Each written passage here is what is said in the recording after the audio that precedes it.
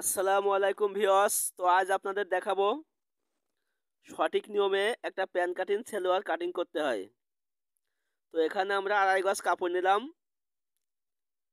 38 ঝুলের একটা pan cutting salwar কাটবো। তো প্রথমে আমরা কাপড়টা এভাবে খুলে নেব।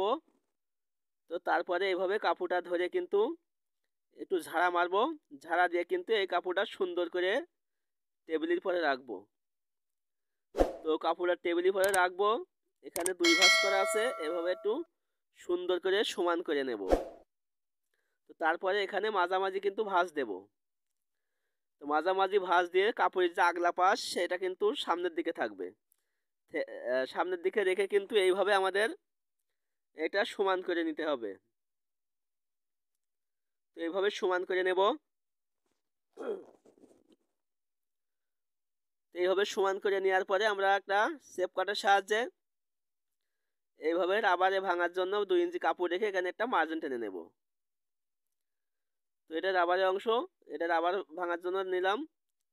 তো তারপরে আমরা ঝুলের মাপটা নেব। তার ফিতে ধরে আমরা 38 ঝুল যে মার্জিন টানলাম, এই মার্জিন থেকে কিন্তু আমরা নিচের দিকে 38 ঝুল নেব, নিয়ে এখানে একটা দাগ দেব। এখানে একটা দাগ দেবো। তারপরে আমরা ভাঙার জন্য কিন্তু আমরা আবার 2 ইঞ্চি কাপড় রাখবো। তো এখন আমরা এই যে দাগ দিলাম, এখান থেকে কিন্তু একটা সোজা করে মার্জিন টেনে নেব, 2 জায়গায় 2টা। 2 জায়গায় 2টা মার্জিন টেনে নিলাম। এখন কিন্তু আমরা এই হাইয়ের মাপটা নেব। তো আমাদের হাই হবে 28।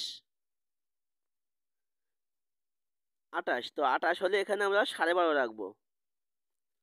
তো 12.5 দাগ দেওয়ার পরে আমরা এখানে শেপ কাট ধরে কিন্তু সোজা করে একটা মার্জিন টেনে নেব। তো তারপরে আমাদের রান হবে 28। তো এখানে কিন্তু আমাদের 14 ইঞ্চি রাখতে হবে। তো সিলার জন্য জায়গা রাখলাম, রেখে এখান থেকে আবার ফিতে ধরে কিন্তু 14 ইঞ্চি, এই 14 ইঞ্চিতে আমরা একটা দাগ দিলাম। তারপরে ওখানে একটু দাগ দিয়ে দিলাম। তো এখন আমাদের 48 হিপ, তো 48 4/1 ভাগ। তো আমি সিলার জন্য একটু এক্সট্রা জায়গা রাখলাম। তো তারপরে এখন আমরা এভাবে শেপ কাট ধরে কিন্তু এই সোজা করে দাগ দিয়ে নিলাম।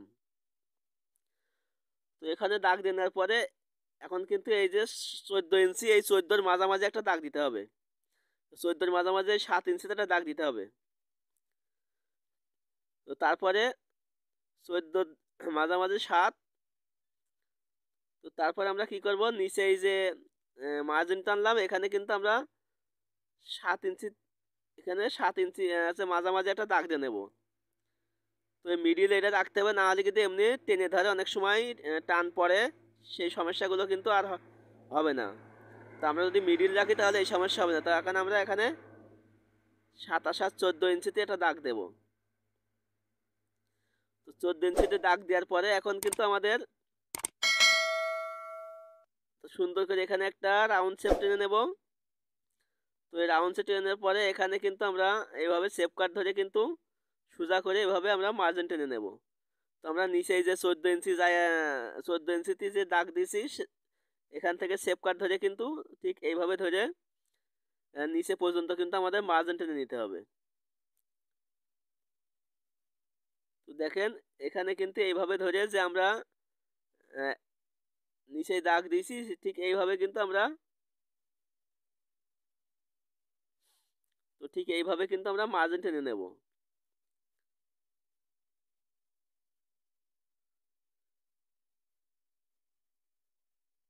তো দেখেন এখন এই দাগ থেকে এই দাগ পর্যন্ত কিন্তু আমাদের এইভাবে শেপ কাট ধরতে হবে। তো শেপ কাট ঠিক আমি যেভাবে ধরেছি এইভাবে কিন্তু আমাদের শেপ কাটটা হাই থেকে নিয়ে এইভাবে কিন্তু এইভাবে মার্জিন টেনে নেব। তো এখন আমরা নিচের দিকেও ঠিক এইভাবে মার্জিন টেনে নেব। এখানে একটু রাউন্ড দেব। তো দেখতে পাচ্ছেন আমরা সঠিক নিয়মে একটা প্যান কাটিং সালোয়ার কিভাবে মার্জিন টানলাম। তো এখন আমাদের কিন্তু সব জায়গায় মার্জিন টানা শেষ, এখন আমরা কাটিং করছি। তো ঠিক এইভাবে আমরা কিন্তু সঠিক নিয়মে প্যান কাটিং সালোয়ার কাটতে পারি। তো আমি যেভাবে এই সালোয়ারটা কাটছি এইভাবে কাটলে কিন্তু আমাদের যে টেনে ধরে এক সাইড দিয়ে এই সমস্যাগুলো কিন্তু আর হবে না।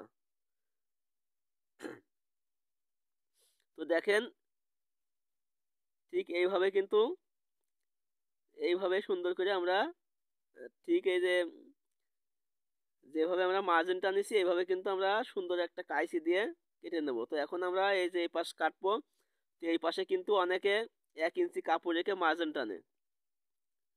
তো প্রথমে আমরা এই পাশ কেটে নিয়ে তারপরে কিন্তু আমরা সামনের সাইডে যাব।